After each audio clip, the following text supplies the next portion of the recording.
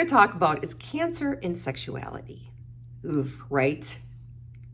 Two words that alone can cause a lot of stress and anxiety, but then you put them together, cancer and sexuality, and boy, we have an implosion going on, don't we?